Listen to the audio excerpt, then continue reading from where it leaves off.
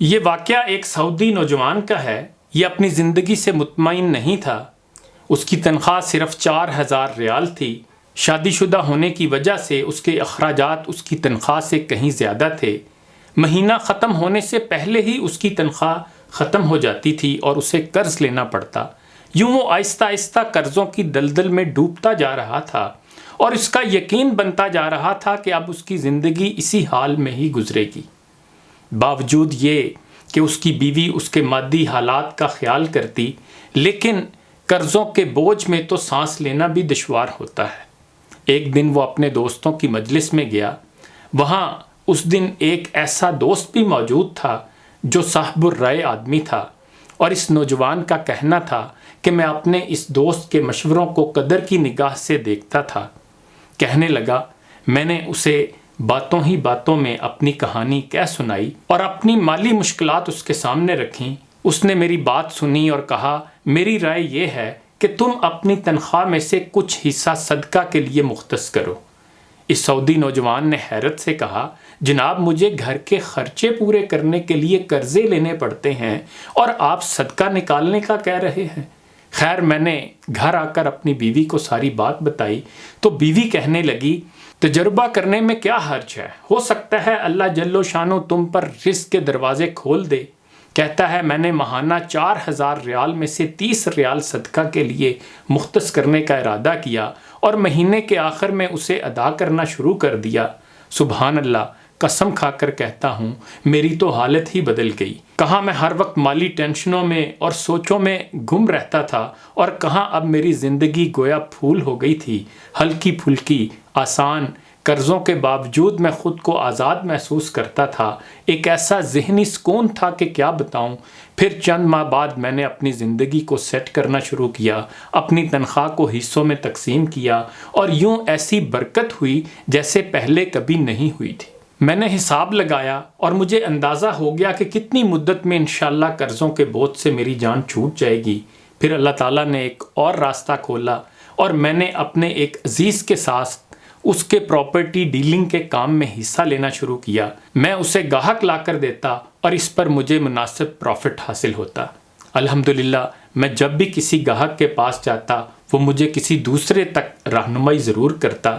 میں یہاں پر بھی وہی عمل دہراتا کہ مجھے جب بھی پروفٹ ملتا میں اس میں سے اللہ کے لیے صدقہ ضرور نکالتا۔ اللہ کی قسم صدقہ کیا ہے کوئی نہیں جانتا سوائے اس کے جس نے اسے آزمایا ہو۔ صدقہ کرو اور صبر سے چلو، اللہ کے فضل سے خیر و برکتیں اپنی آنکھوں برستے دیکھو گے۔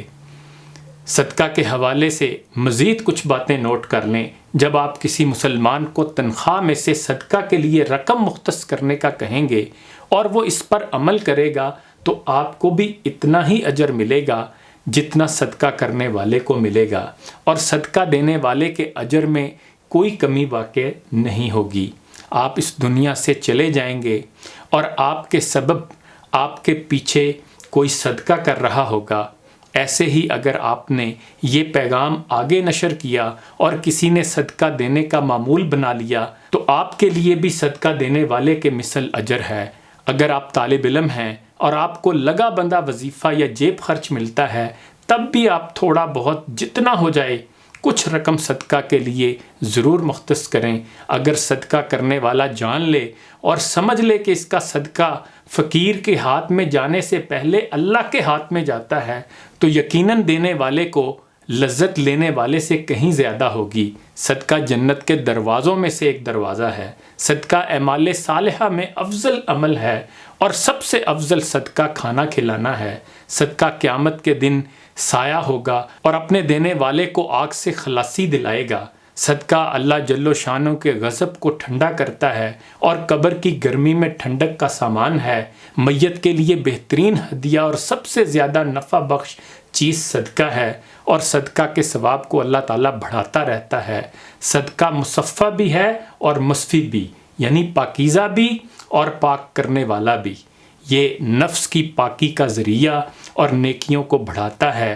صدقہ قیامت کے دن صدقہ کرنے والے کے چہرے کا سرور اور تازگی کا سبب ہے، صدقہ قیامت کی ہولناکی کے خوف سے امان ہے اور گزرے ہوئے پر افسوس نہیں ہونے دیتا، صدقہ گناہوں کی مغفرت کا سبب اور سیئات کا کفارہ ہے، صدقہ خوشخبری ہے، حسن خاتمہ کی اور فرشتوں کی دعا کا سبب ہے، صدقہ دینے والا بہترین لوگوں میں سے ہے اور اس کا ثواب ہر اس شخص کو ملتا ہے جو اس میں کسی طور پر بھی شریک ہو، صدقہ دینے والے سے خیر کثیر اور بڑے اجر کا وعدہ ہے، خرچ کرنا آدمی کو متقین کی صف میں شامل کر دیتا ہے اور صدقہ کرنے والے سے اللہ کی مخلوق محبت کرتی ہے، صدقہ کرنا جود و کرم اور سخاوت کی علامت ہے، صدقہ دعاؤں کے قبول ہونے اور مشکلوں سے نکالنے کا ذریعہ ہے، صدقہ بلا کو مصیبت کو دور کرتا ہے اور دنیا میں 70 دروازے برائی کے بند کرتا ہے، صدقہ عمر میں اور مال میں اضافے کا سبب ہے،